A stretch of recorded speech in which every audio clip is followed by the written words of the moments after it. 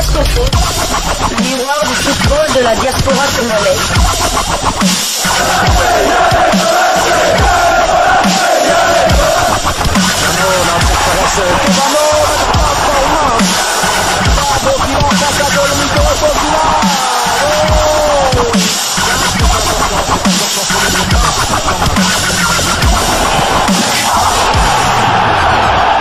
Diasco Foot, le miroir du football de la diaspora congolaise. Vous êtes sur Diasco Foot, le miroir du football de la diaspora congolaise. Diasco Foot vous dit bonjour, tout le plaisir est pour nous de vous retrouver, mais surtout de savoir que vous êtes nombreux en train de suivre votre chaîne YouTube dédiée uniquement aux footballeurs de la diaspora congolaise. Pour le numéro d'aujourd'hui, nous voulons partager avec vous sur quelques news que nous avons concernant quelques-uns de nos internationaux ou des binationaux, bien évidemment. Et vous le savez, s'ils ont pratiquement joué leur dernier match hier, dimanche 20 mars, avant de rallier Kinshasa pour beaucoup, pour la double confrontation contre le Maroc dans le cadre des barrages de la Coupe du Monde Qatar 2022. Et pour ce numéro, nous le débutons au Portugal. Au Portugal où se poursuivait le championnat portugais de première division et Chancel Mbemba Mangulu, surnommé le demi-dieu congolais, et le FC Porto marche sur le championnat portugais. En déplacement sur le terrain de Boa Vista, le FC Porto s'est imposé sur la plus petite des marges, 0 but contre 1 dans le cadre de la 27e journée de la Ligue portugaise. Les Dragons enregistrent une 4e victoire de suite en championnat et restent sur une série énorme de 27 matchs sans défaite, dont 23 victoires et 4 matchs nuls. Titulaire indiscutable avec le FC Porto, Chancel Mbemba Mangulu a fait un match solide défensivement comme à son habitude. Il s'agit de son 24e match de la saison en championnat où il a inscrit un but. Le FC Porto consolide sa première place toujours à 6 longueurs d'avance sur son poursuivant direct au classement, le Sporting CP. Bravo à Chancel Mbemba Mangulu que nous attendons le plus tôt ici. Je pense qu'il pourrait arriver peut-être ce soir ou au plus tard demain pour le rassemblement avant la date fatidique du 25 mars, date de la manche aller des éliminatoires de la Coupe du Monde de Qatar 2022 où les Congolais seront aux prises aux Marocains. Poursuivons ces quelques news en allant cette fois-ci du côté de la Belgique. La Belgique où avant la sélection, Merveille Bopé et Samuel Bastien participent à la victoire de leur équipe, le Standard de Liège. C'était pour le compte de la 32e journée de la Jupiler Pro League. Le Standard de Liège et ses Congolais se déplaçaient hier après-midi sur le terrain de Courtrai. Titulaires, Merveille Bopé et Samuel Bastien ont participé à la victoire en déplacement de leur équipe sur la plus petite des marges, 0 but contre 1. Après une première mi-temps très équilibrée et pauvre en but, le Standard de Liège, pas très extraordinaire, réussissait de surprendre les locaux à la 77e minute par l'entremise d'Amala. Dépassés par les événements, les hommes de Bélocine tentaient d'arracher le point du nul mais butaient sur le mur défensif des visiteurs qui se contentaient alors de défendre et de se projeter en avant chaque fois que l'occasion se présentait. Courtrai poussé mais n'y arrivait toujours pas jusqu'à la fin de la rencontre. Merveille Bopé et son compatriote Samuel Bastien ont joué l'intégralité de cette rencontre. Les deux internationaux devront vite oublier cette victoire et se concentrer sur la double confrontation qui les attend face au Maroc. D'abord le 25 mars, donc le vendredi prochain ici à Kinshasa. Toujours en Belgique, Genk et le Congolais Théo Bongonda perdent leur duel face à Bruges. Théo Bongonda et le KRC Genk se sont inclinés sur le score de 3 buts à 1 à Bruges. L'ailier congolais n'avait pas été titularisé pour ce match. Il a néanmoins fait sa montée en jeu en fin de rencontre. C'était à la 84e minute. Les Limbourgeois n'ont plus gagné un match en championnat depuis le 27 février dernier. C'était face à Courtrai. Ils sont actuellement 8e au classement de la Jupiler Pro League. Poursuivons ces quelques informations. Nous allons quitter la Belgique. Nous allons juste à côté. Nous allons dans l'Hexagone en France pour parler du bac à goal, bac à but, bac à Monguete. Nous en parlons tout de suite après cette courte pause. Diasco Foot, le miroir du football de la diaspora congolaise.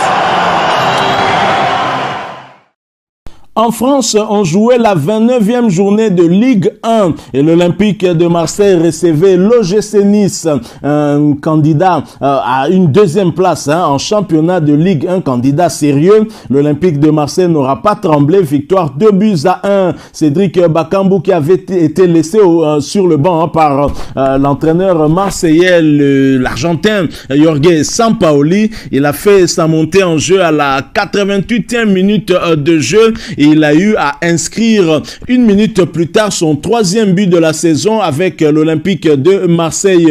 Cédric Bakambu a inscrit 3 buts en 7 matchs de championnat, évidemment, et nous espérons en tout cas qu'il va continuer sur cette lancée. Il est entré à la 88e minute de jeu. Une minute plus tard, il s'illustre avec un but important. C'était le but du 2-0. Et quand on sait que quelques minutes ou secondes plus tard, l'OGC Nice va réduire la marque, on comprend l'importance du but inscrit par l'avant-centre congolais. Et après cette victoire, l'Olympique de Marseille est deuxième de Ligue 1 derrière le Paris Saint-Germain avec 15 victoires, 8 nuls et 6 défaites, 45 buts inscrits contre 27 encaissés. Cédric Bakambu, en termes de temps de jeu du côté de l'Olympique de Marseille, c'est 465 minutes sur les 1350 possibles. Il a inscrit déjà à 3 buts. Félicitations au Djogo. Il a joué donc 12 matchs sur les 15 possibles. Alors le prochain rendez-vous pour Cédric Bakambu, ce sera pour le compte des barrages allés des éliminatoires de la Coupe du Monde Qatar 2022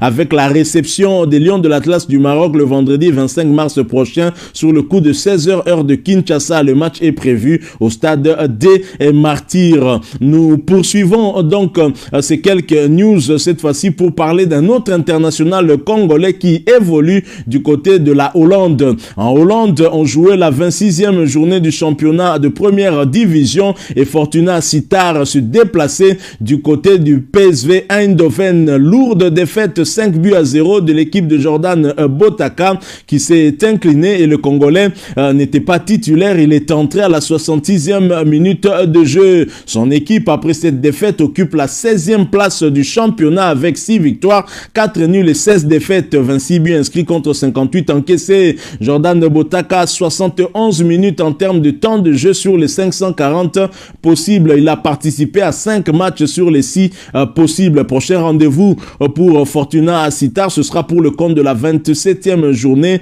Avec cette réception d'Héracle, ce sera le dimanche 3 avril sur le coup de 14h30 heure de Kinshasa.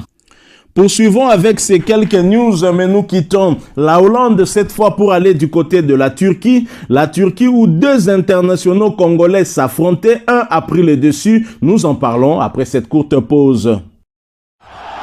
Diascofoot, le miroir du football de la diaspora congolaise. En Turquie, on jouait la 30e journée de Super League turque. Fenerbahçe recevait Konyaspor. Victoire de Fenerbahçe 2-1. Et 2 internationaux congolais qui s'affrontaient, dont un est resté sur le banc. Un autre n'était pas non plus titulaire, mais il a néanmoins fait son entrée en jeu aux ultimes minutes du match. C'était Paul-José Mpoku du côté de Konyaspor qui est entré à la 89e minute.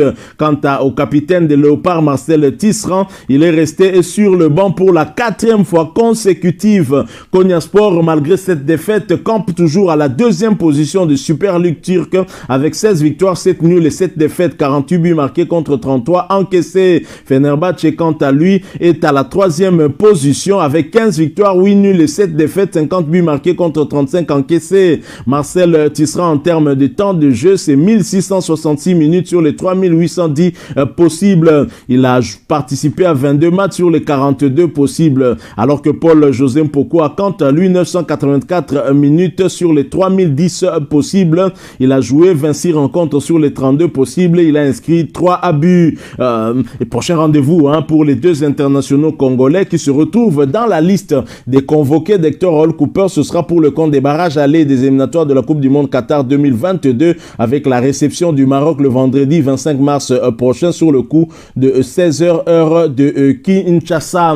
Voilà donc qui met fin à ces quelques news que nous avons voulu partager avec vous, hein, et nous espérons qu'il vous aura plu, hein, en tout cas ces quelques news, et si c'est le cas, laissez-nous un maximum de j'aime. Merci de partager avec nous aussi votre point de vue en nous laissant un commentaire. Abonnez-vous sur cette chaîne Diasco Foot parce que nous sommes le miroir du football de la diaspora congolaise. Encore une fois, merci également d'activer la petite cloche de notification. Elle apparaîtra une fois que vous vous serez abonné. Merci une fois de plus. Diasco Foot espère vous retrouver bientôt avec d'autres sujets d'information, des sujets passionnants. En attendant, portez-vous bien et nous vous disons au revoir.